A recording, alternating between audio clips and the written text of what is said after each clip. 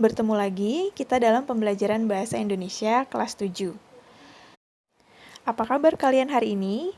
Semoga kalian semua tetap sehat dan selalu penuh semangat untuk mengikuti pembelajaran Bahasa Indonesia. Sebelum mengawali pembelajaran kita pada hari ini, marilah kita awali dengan berdoa menurut keyakinan masing-masing. Berdoa dimulai.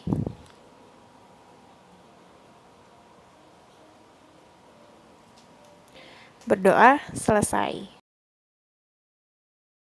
Adapun kompetensi dasar dan indikator pencapaian pada materi kita hari ini. Kompetensi dasarnya yaitu 3.8, menelaah struktur, kebahasaan, dan isi teks laporan hasil observasi yang berupa buku pengetahuan yang dibaca atau diperdengarkan. Kemudian, indikator pencapaiannya yaitu yang pertama, menjelaskan hasil telah struktur teks laporan hasil observasi. Dan yang kedua, menjelaskan perbedaan teks laporan hasil observasi dan teks deskripsi. Hari ini, kita akan belajar tentang struktur yang terdapat dalam teks laporan hasil observasi atau teks LHO. Nah, untuk mengetahui apa saja bagian-bagiannya, mari simak penjelasan berikut ya. Secara umum, teks LHO memiliki struktur yang terdiri atas 3 bagian, yaitu pada bagian pertama berupa pernyataan umum. Kemudian pada bagian 2 yaitu deskripsi bagian, dan pada bagian yang ketiga yaitu berupa simpulan. Nah, berikut ini akan Ibu jelaskan masing-masing bagiannya. Pada bagian pernyataan umum, yaitu berisi tentang klasifikasi umum atau definisi umum, yang meliputi definisi atau pengertian, kelas atau kelompok, keterangan umum, atau informasi tambahan tentang subjek yang dilaporkan. Informasi umum ini misalnya menjelaskan tentang nama Latin, asal-usul dari subjek tersebut, kemudian kelasnya, dan bisa juga ditambahkan dengan informasi tambahan tentang hal yang dilaporkan. Selanjutnya, pada bagian yang kedua yaitu ada deskripsi bagian. Pada bagian ini berisi tentang perincian bagian-bagian hal yang dilaporkan.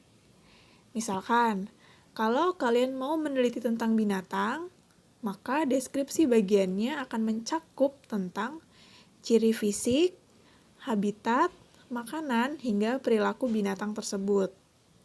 Kemudian, jika kalian ingin meneliti tentang tumbuhan atau bunga, maka deskripsi bagiannya dapat berupa ciri fisik bunga, akar, buah, hingga perincian lainnya yang meliputi manfaat atau nutrisi yang terkandung di dalamnya. Kemudian, jika kalian ingin meneliti suatu objek, maka deskripsi bagiannya berisi klasifikasi objek dari berbagai segi dan deskripsi manfaat suatu objek hingga pada sifat-sifat khusus objek tersebut. Pada bagian ini, ciri bahasanya menggunakan kata khusus dan kalimat-kalimat yang menjelaskan secara rinci, dengan menggunakan kata baku serta kalimat yang efektif. Kata sambung yang digunakan berupa yaitu, dan, selain itu, di samping itu, dari segi, rincian jenis kelompok pertama, kedua, dan lain-lain. Pada bagian ketiga, yaitu ada simpulan. Pada simpulan ini, berisi tentang ringkasan secara umum tentang hal yang dilaporkan. Nah, pada bagian simpulan ini, boleh ada, boleh juga tidak ada. Tapi kalau bisa, diusahakan untuk ada. Nah, sekarang sebagai contohnya, mari kita buka sama-sama buku paketnya di halaman 139. Di sana sudah terdapat teks yang berjudul Pantai. Pantai adalah batas antara daratan dengan laut. Batas ini merupakan zona laut sampai dengan kedalaman 200 meter. Jadi, sifat-sifat pantai sama dengan daratan. Nah, pada bagian ini merupakan bagian definisi umum. Mengapa? Karena pada bagian ini menjelaskan tentang definisi pantai, serta menjelaskan tentang informasi pantai secara umum. Paragraf selanjutnya, pantai landai memiliki ciri pantai yang permukaannya relatif datar, termasuk pantai jenis ini adalah pantai mangrove, pantai bukit pasir, pantai delta, dan pantai estuari. Pada paragraf ini merupakan bagian deskripsi bagian. Mengapa? Karena pada paragraf ini menjelaskan tentang jenis pantai dari berbagai dasar klasifikasi. Pada paragraf ini juga dijelaskan contoh di selatan Pulau Jawa dan barat Pulau Sumatera.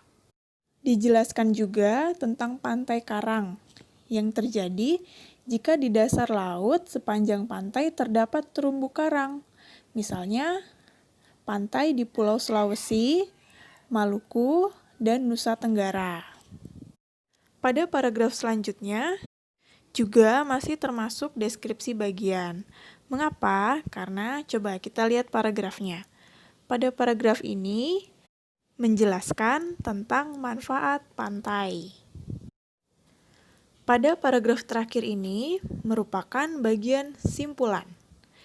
Karena pada bagian ini berisi ringkasan tentang pantai, yaitu menjelaskan bahwa pantai terdiri atas beberapa jenis. Kemudian, komponen biotik dan abiotik pantai mengandung banyak manfaat, serta pantai juga memiliki manfaat bagi kesehatan dan nutrisi. Itulah uraian struktur dari teks laporan hasil observasi yang berupa deskripsi umum, deskripsi bagian, dan simpulan. Nah, pada bagian deskripsi bagian, itu boleh terdiri lebih dari satu paragraf. Karena pada bagian itulah yang akan menjelaskan secara rinci tentang penelitian yang kita lakukan. Paham ya anak-anak sampai di sini? Oke, kalau paham, mari kita lanjutkan materi kita hari ini, yaitu membandingkan teks laporan hasil observasi dan teks deskripsi. Kira-kira apa saja ya hal yang membedakan antara kedua teks tersebut? Atau mungkin teks LHO dan teks deskripsi memiliki kesamaan? Nah, untuk menjawab pertanyaan-pertanyaan itu, sekarang kalian bisa buka buku paketnya di halaman 144.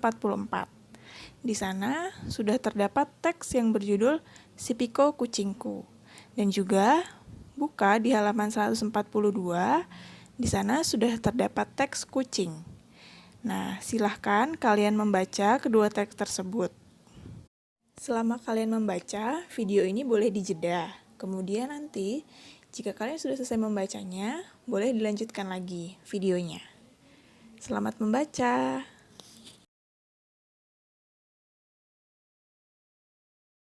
Sudah selesai membacanya? Nah, sekarang kalau kalian sudah selesai membaca, kalian pasti jadi tahu hal apa yang membedakan antara kedua teks tersebut. Kira-kira apa ya? Pada teks halaman 144 yang berjudul Si Piko Kucingku, teks tersebut merupakan teks deskripsi. Dan pada teks halaman 142 yang berjudul Kucing, teks tersebut merupakan teks laporan hasil observasi. Nah, mengapa? Mengapa demikian? Coba kita ingat kembali. Teks deskripsi adalah teks yang bertujuan menggambarkan objek dengan cara memerinci objek secara subjektif atau dari sudut pandang penulis. Kemudian, objek yang dibicarakan pada teks deskripsi bersifat khusus dan berdasarkan pendapat pribadi atau pendapat personal. Jadi, dari penjelasan tersebut, kita dapat tahu bahwa Teks berjudul Si Piko Kucingku merupakan teks deskripsi. Selanjutnya, sedangkan teks laporan hasil observasi atau teks LHO adalah teks yang berfungsi untuk memberikan informasi tentang suatu objek atau situasi setelah diadakannya investigasi atau penelitian secara sistematis. Laporan hasil observasi biasanya berupa hasil riset yang mendalam tentang suatu benda, tumbuhan, hewan, konsep atau ekosistem tertentu. Kemudian, teks LHO biasanya berisi dengan fakta-fakta yang bisa dibuktikan secara ilmiah. Jadi, berdasarkan penjelasan tersebut, kita dapat tahu bahwa teks berjudul Kucing di halaman 142 merupakan teks laporan hasil observasi. Sampai di sini, semoga bisa dipahami ya. Baiklah anak-anak, pembelajaran kita hari ini cukup sampai di sini. Jika ada yang ingin ditanyakan, nanti bisa bertanya lewat grup WA kita atau lewat chat pribadi kepada Ibu. Terima kasih untuk pertemuan hari ini. Sampai jumpa pada pertemuan selanjutnya. Tuhan memberkati.